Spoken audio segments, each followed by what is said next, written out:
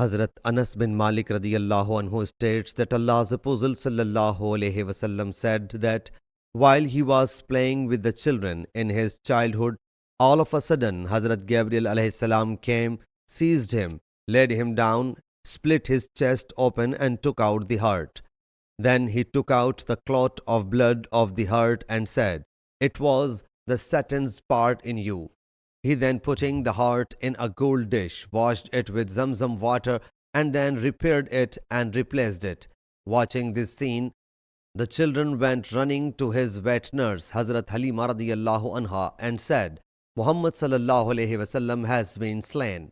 Hearing it, all went running towards the Prophet sallallahu alaihi wasallam and saw that his color of face had changed. Hazrat Anas radiyallahu anhu says that he saw the marks of sewing on his chest. Sahih Muslim Hadees number 411.